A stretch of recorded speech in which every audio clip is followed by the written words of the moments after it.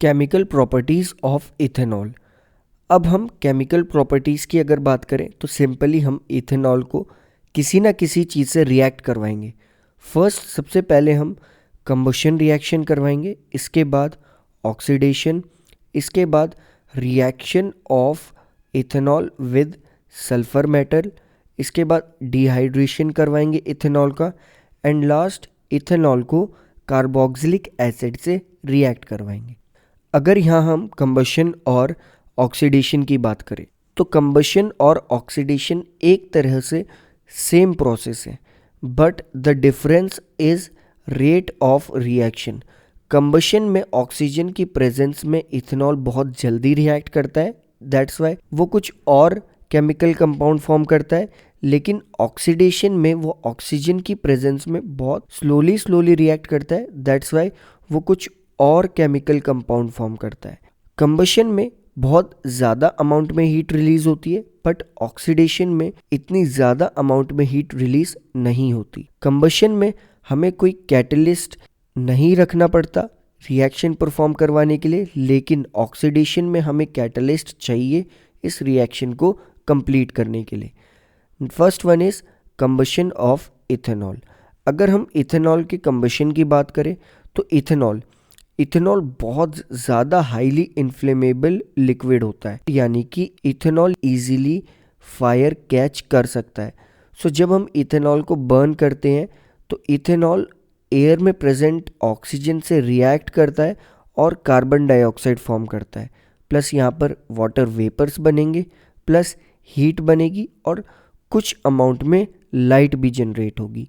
ये सारी चीज़ें हमने अभी प्रीवियस रिएक्शंस में देखी थी। सो इथेनॉल को हम एज अ फ्यूल भी यूज़ कर सकते हैं। इथेनॉल एक क्लीन फ्यूल भी माना जाता है क्योंकि ये कुछ भी अनबर्न्ड मटेरियल, यानी कि जो जला ना हो ऐसा मटेरियल पीछे नहीं छोड़ता। सो इथेनॉल जब भी कंबशन रिएक्शन परफॉर्म करेगा तो वो कार्बन डाइऑक्साइड फॉर्म करेगा, वाटर फॉर्म करेगा, प्लस लार्ज अमाउंट में हीट प्रोड्यूस करेगा। नेक्स्ट अगर हम ऑक्सीडेशन रिएक्शन देखें, अगर हम इथेनॉल को ऑक्सीडाइज्ड करवा रहे हैं, मींस वहां पर इथेनॉल में ऑक्सीजन ऐड कर रहे हैं, तो ये चीज़ हम सिर्फ एक चीज़ की हेल्प से कर पाएंगे, दैट इज कैटलिस्ट।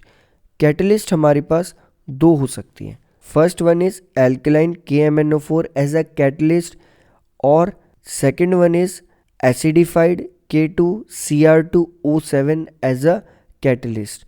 हमारे पास एल्कलाइन पोटेशियम परमैंगनेट हो सकता है, या फिर हम कह सकते हैं कि हमारे पास एक ऐसा सॉल्यूशन हो सकता है जिसमें सोडियम हाइड्रोक्साइड और पोटेशियम परमैंगनेट हो, एंड सेकंड हमारे पास एक ऐसा सॉल्यूशन हम कैटलिस्ट की तरीके से यूज़ कर सकते हैं जिसमें पोटेशियम डाइक्रोमेट और H2SO4 एज अ सॉल्यूशन हमारे पास हो।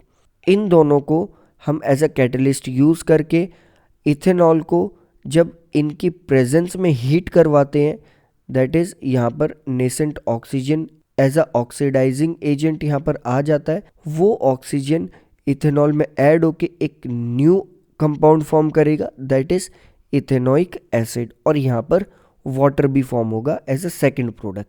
सो we can say oxidation reaction में एक डिफरेंट कंपाउंड फॉर्म हो रहा है और कंबशन रिएक्शन में एक डिफरेंट कंपाउंड फॉर्म हो रहा था। सो यहाँ से हम एक बात कह सकते हैं कि ऑक्सीडेशन रिएक्शन एक तरह से कंट्रोल्ड कंबशन ही है। सो इथेनॉल में हम एक कैटलिस्ट लेंगे और इस कैटलिस्ट की प्रेजेंस में इथेनॉल को हीट करेंगे तो यहाँ पर इथेनोइक एसिड फॉर्म होगा प्लस वाटर फॉर्म होगा। नेक्स्ट जब हम इथेनॉल को सोडियम के मेटल से रिएक्ट करवाते हैं तो यहाँ पर बनता है sodium ethoxide plus hydrogen gas यहाँ पर इवॉल्व होती है। तो हम इस रिएक्शन को इस तरीके से लिख सकते हैं, ethanol that is C2H5OH plus Na forms C2H5O minus Na plus H2 that is hydrogen. Ethanol sodium के साथ रिएक्ट करके sodium ethoxide plus hydrogen form करता है, और हम इस रिएक्शन का यूज़ इथेनॉल को टेस्ट करने के लिए भी करते हैं। Next is dehydration of ethanol. अगर डिहाइड्रेशन वर्ड को देखें तो डिहाइड्रेशन वर्ड का सिंपली मतलब है कि हम H2O निकाल रहे हैं इथेनॉल में से, जब हम इथेनॉल में से H2O निकालते हैं तो हमें कुछ फिजिकल कंडीशंस प्रोवाइड करनी पड़ती हैं, लाइक हमें यहाँ पे उस इथेनॉल को कंसंट्रेटेड सल्फ्यूरिक एसिड के प्रेजेंस में हीट करना पड़ेगा, जिससे कि डिहाइड्रेटेड कंपाउंड फॉर्म हो जाए।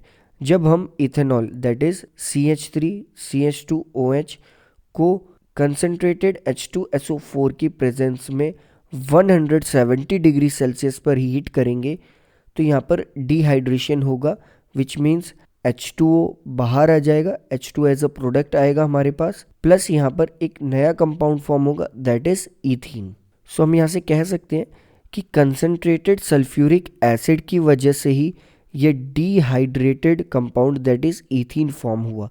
तो कंसंट्रेटेड सल्फ्यूरिक एसिड यहाँ पर डिहाइड्रेटिंग एजेंट की तरह वर्क कर रहा है।